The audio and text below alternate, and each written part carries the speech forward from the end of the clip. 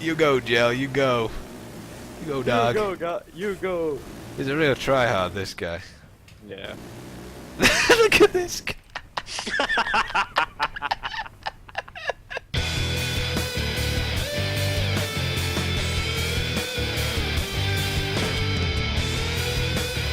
Frankie's Chronicles Chapter 80 Battlefield 3 First Impressions. The Battlefield 3 Alpha. I've been playing it this afternoon. It is fantastic. But before the copyright police pounce on this video, I am keeping to the non-disclosure agreement I signed as part of the alpha. That's why you're not seeing any in-game footage, unfortunately, and I've had to put up some Bad Company 2.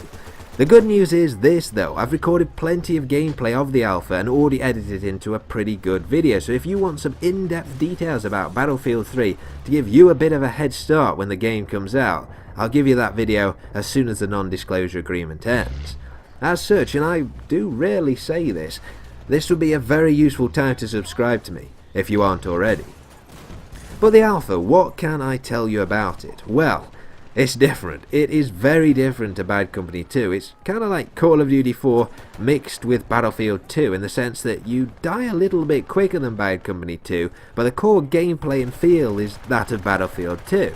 Now personally, I really like the change. It just means that if you meet two people, you've got a real chance of killing both enemies, unlike Bad Company 2, where you would be totally screwed. If you are worried though by me comparing a Battlefield game to Call of Duty, don't be. They've only taken the good bits. This is still very much a Battlefield game. Now all the guns in the game have got significant recoil. It still requires skill and burst firing to take people down as it did in Bad Company 2. Sighted moving spread, which was the bane at least of my life in Bad Company 2, has either been removed or isn't as significant as it actually was because bullets now seem to more regularly hit where the sights are actually aimed. Now, it's such a nice little tweak, as is the fact that flinch has been slightly reduced, so it's not as insane as it was in Bad Company 2. Now, overall, the guns are very, very satisfying to use in Battlefield 3. Some bits have quite clearly been adapted from Medal of Honor in some departments, but then again, they've only taken the good bits in my opinion, like the kind of cool overlays that were in Medal of Honor. There are a few other little things I can perhaps confirm for you about Battlefield 3. These kind of correlate to the Chapter 72 Battlefield 3 Top 10 Changes video I posted a short while ago if you want to check that one out as well. Firstly, lag. Hit detection is now as good as Call of Duty. Unlike Bad Company 2, you don't die anymore at the same time as enemies you're shooting unless you're at long range. Secondly, movement. Running. Some people didn't like in Bad Company 2 the fact on PC at least running was controlled by just the W button and where you looked with the mouse. In Battlefield 3 you can run using more than just the W button. The S and D button as well, running diagonally.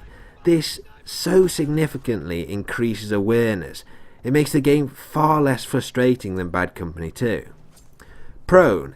Fits nicely into the game. I can see it massively increasing the number of tactical options per map.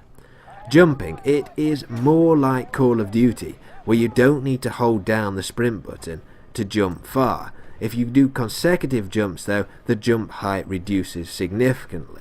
Overall, to me at least, movement feels a lot smoother than it did in Bad Company 2. The mantle animations, the dive into prone in Battlefield 3 fit in so nicely. They're balanced really well with the little things like changing stance requiring some time before you can shoot, meaning people can't just prone dive. Thirdly, melee kills. The stealth kills are as freaking cool as they look in the Battlefield 3 trailers. There's none of that ridiculous delay as there was in Bad Company 2 when you use your knife. To stealth kill, you've got to take your knife out, you can't hold a gun at the same time, and then you just hold down the melee kill button. Fourthly, sniper shotguns, the Carl Gustav, generally overpowered weapons. At the moment, the guns seem nicely balanced in Battlefield 3. This could change of course though with more guns being unlocked, but more importantly, at least for me, the classes themselves play like they should play. Sixthly, sound. It's very good, as you'd expect from a DICE game. There is still some random shouting from enemies which they themselves can't hear, Wasn't a great fan of this in Bad Company 2, but it does actually help prevent camping. And when you shoot an enemy and then some camper in a bush suddenly shouts out, "Man down," avoids quite a lot of frustrating moments, I can tell you. Good news is footstep sound has been increased a little bit since Bad Company 2, or at least it seemed to have been through my PC 350s. Seventhly, tagging. It's back. Oh no, I hear you say. It's not as bad as you think. Anybody can do it, not just the squad leader as was sort of speculated. It isn't as much of a wall hack as it was in Bad Company 2. It is far more balanced now. You can go prone and take cover properly. Now it also seems that you've got to be a little bit more accurate than you used to be to tag somebody, so there's none of that bashing the tag button through a bush as used to happen. But there you go. They're my thoughts on the alpha so far. If you're anticipating the beta, you've got the Medal of Honor limited edition. Duly so, because it is a cracking game. It really is. Let's all just hope that those devious little cupcakes at EA don't wreck this game before its release like they did Crysis 2. Finally, a quick shout out to somebody who absolutely deserves it. Many thanks to Rorysaurus, who sent me the alpha key for me to play.